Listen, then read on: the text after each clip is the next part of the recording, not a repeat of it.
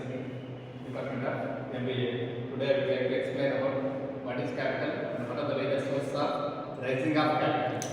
Why it is required capital? For capital, a capital is required for any business or any organization. Without capital, you can't do anything. Like suppose the capital does not need money, whether it is money or money related capital. Suppose asset cannot give cash. There are different types of assets also. These assets are required for the business. Then coming to capital, capital is defined as wealth of the organizations. That wealth which create over a period of time, the amount will be converted into cash. Then in the form of the cash in the form of properties, capitals or cash related values, it generates the income for short term or long term. Then when it is required capital, need for the capital. The first one is to promote a business. For any business we have to promote. Without promotions we cannot increase the sale. We want to improve our business. At the time we need to provide advertisements or promotions. At the time, the financial funds are required to promote our business. You need to spend some amount for advertisement facility. Then, to conduct business operations smoothly. For day-to-day business operations, we require financial funds. Without financial funds, we can't do anything. For day-to-day business operations, suppose you want to purchase the materials and you want to pay the short-term payments, at the time, the financial funds are required. Then, to expand and diversity. You want to expand and diversity. You want to expand your business or diversify into different fields or different areas. At the time, the financial funds are required. You need to invest some of the funds, or you want to purchase some of the machinery, or you want to purchase some of the organizations. At the time, the financial funds are required. Then, to meet contingencies. For day-to-day business activities, we need the financial funds for receipts and payments. Then to pay the taxes, we have to pay the taxes to government. At the time the financial funds are required. Then to pay dividends and interest. Because of we are collected financial funds from the investors, and we are collected financial funds from banks or financial institutions or through loans. At the time we have to pay the dividends to investors, and we have to pay the interest to banks. Then to replace the asset, when you want to replace your asset, at the time you need to invest some of the funds to purchase new machinery or new asset. That's why you have to invest more funds for purchase of new asset or new machinery. Then to support welfare programs. Here you have to provide some of the welfare facilities to employees or stakeholders. At the time you have to spend some of the money, or you have to invest some of the funds for that purpose. You require capital. Then the types of capitals mainly classified into two types. One is fixed capital, another one is working capital. The fixed capital, it is used for long-term assets, and working capital, it is used for short-term capital or day-to-day business activities. For fixed capitals, which is invested in acquiring long-term assets like land and building, plant and machinery, furniture and fixtures, these are related to fixed capital and fixed assets. We want to purchase the fixed assets. At the time, we require capitals. Then the fixed capital forms the selection of the business. It provides the basic assets for the business. For any business, we require fixed assets as well as current assets. Current assets for day-to-day business activity. Fixed assets we have to use for the long-term purpose. Then, what are the features for fixed capitals? The fixed capital, it is permanent in nature, because of we want to, suppose you want to purchase a machinery or you want to purchase a vehicle, that vehicle or machinery you have to use for long term purpose. That is called permanent in nature, and it creates or generates profit. The fixed capital, it creates or generates a capital, because of we have to use the machinery. By using that machinery, you can produce the products. By producing products, the currency will be generated, and income will be generated by selling of the goods. Then low liquidity it will not be converting into cash easily. It takes some time to convert it into the cash because of that is a long-term sense. Then amount of fixed capitals. Here we have to use a fixed capital of amount required for long-term asset. Then to utilize it for promotion and expansion of your business. Here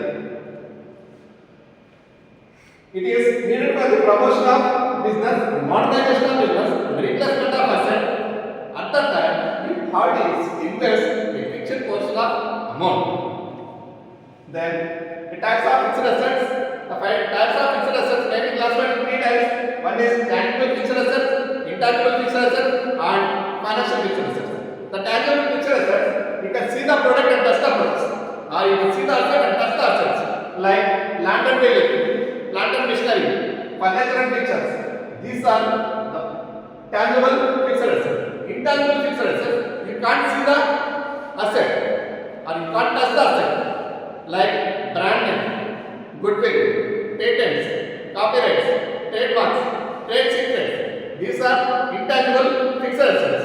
And financial fixed assets, investing in shares or purchase of foreign currencies. These are related to financial fixed assets. Then next one is working capital. What is working capital? Why it is required for the working capital for the business? The working capital, it is like a blood of human body. The blood of human body. Indian blood is circulating. Like in organizations, the working capital is required for any business organization. The working capitals, that is the raw materials to finished goods, again finished goods to sales. That is the working capital life cycles. In this working capital life cycle, it is for short-term funds. Short-term usage of a financial funds. Then what are the features of working capitals? The working capitals, it is a short-term life. That is, we have to use for a short-term purpose. Because of suppose you purchase a machinery, you purchase a material, that materials you can easily convert it into cash and easily again we have to convert it into materials. That is short-term life. Then smooth flow of operations. The working capital, when we have sufficient working capital, at that time we can run the business smoothly. That is day-to-day business activities we have to run smoothly and effectively. And it is liquidity. The working capital is liquidity because of whenever you want to convert it into cash, at that time you can easily convert it into the cash. Because of like this is related to materials, work in progress, finished goods, and debitors. These will be easily converted into the cash. Then the amount depends on short-term requirements. That is the working capitals. It depends upon the requirements of the organization. We have to maintain sufficient working capital because of this is day-to-day business activity or day-to-day business purpose. We require the financial funds. Then utilize to meet current expenses. Here the working capitals we have to use for day-to-day business activities for current expenses. Current expenses we have to fulfill. That means we have to pay the short-term expenses. Then the components of working capitals. The working capital components classified into two types. Two components mainly. That is current assets. Another one is current liabilities. The current assets, it is quickly converting into cash or easily converting into cash. And current liabilities, it is short-term payments. We have to pay the amount within short period of time, the maximum money amount. The current assets like materials, work in progress, and finished goods, and cash in bank, bills receivables. These are related to current assets. And current liabilities, the current liabilities, that is bills payables, short-term loans, and creditors. These are related to current liabilities.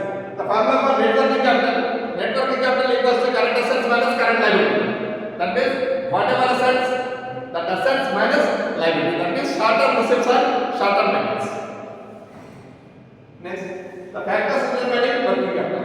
These factors determining working capital, the position in business cycle. In the business cycle, raw material, work in progress, finished goods, sales, and cash.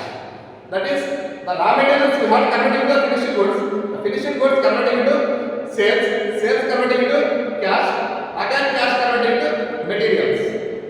Then it depends upon the nature of the business and nature of the demands, credit policy, working capital life cycles, then the manufacturing cycles, price level changes, effect of external environment to the business, the degree of competitions we have to maintain. Then the working capital life cycles, that is first one is raw materials converted into work in progress converted into finished goods converted into sales converted into cash, again cash converted into materials. Then the sources of working capitals, the mainly three types of sources: short term source, medium term source and long term source of capitals. Then the short term sources of capitals, that is the maximum 1 year period. The maximum payment period is 1 year. We have to close the short term sources less than 1 year period. That is the trade credit, commercial papers, bill of exchange and certificate of deposits and bank overdraft, call money markets, treasury bills markets and debt factors. Then the medium sources of capitals, that is minimum 1 year period and maximum 5 years period. That is we have to use for fixed assets.